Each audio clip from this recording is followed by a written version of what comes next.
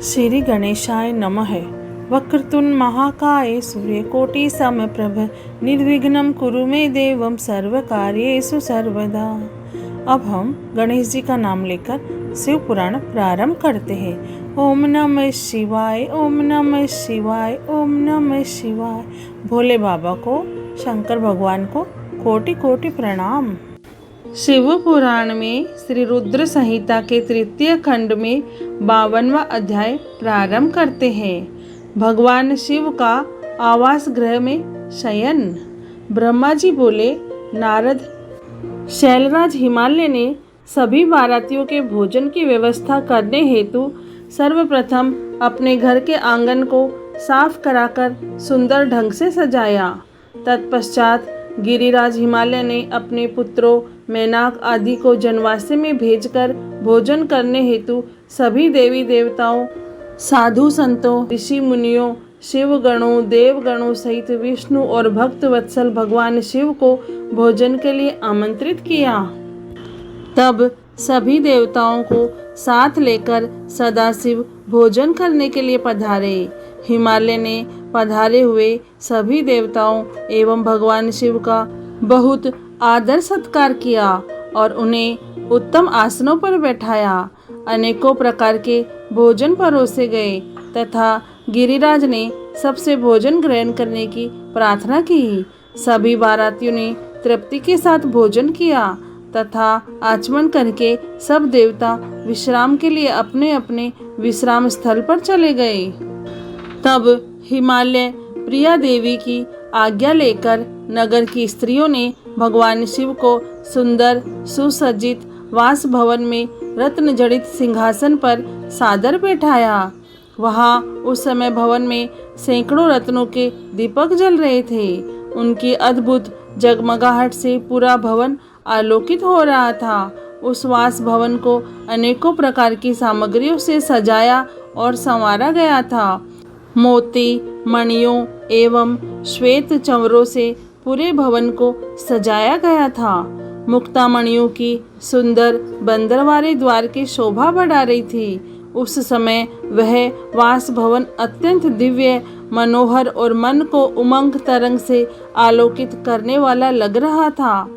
फर्श पर सुंदर बेल बूटे बने थे। भवन को सुगंधित करने हेतु सुवासित द्रव्यों का प्रयोग किया गया था, जिसमें चंदन और अगर का प्रयोग प्रमुख रूप से था। उस वास भवन में देवताओं के शिल्पी विश्वकर्मा द्वारा बनाए गए कृत्रिम बैकुंठ लोक, ब्रह्मलोक, इंद्रलोक तथा शिवलोक सभी के दर्शन एक साथ हो रहे थे। इन्हें देखकर भगवान शिव को बहुत प्रसन्नता हुई। वास भवन में बीचों बीच एक सुंदर रत्नों से जड़ा हुआ अद्भुत पलंग था।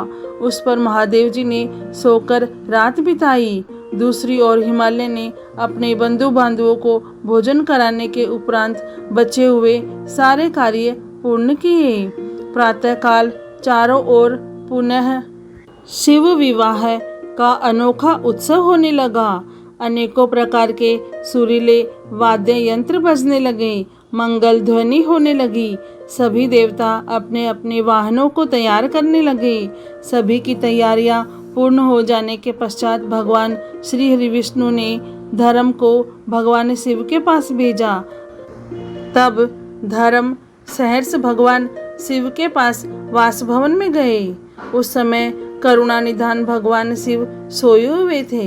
यह देखकर योग शक्ति संपन्न धर्म के भगवान शिव को प्रणाम करके उनकी स्तुति की और बोले, हे महेश्वर, हे महादेव, मैं भगवान श्री हरि विष्णु की आज्ञा से यहाँ आया हूँ। हे भगवान, उठिए और जनवासे में पधारिए। वहाँ सभी देवता और ऋषि मुनि आपकी प्रतीक्षा कर रहे हैं। प्रभु, वहाँ पधारकर हम सबको कृतार्थ करिए।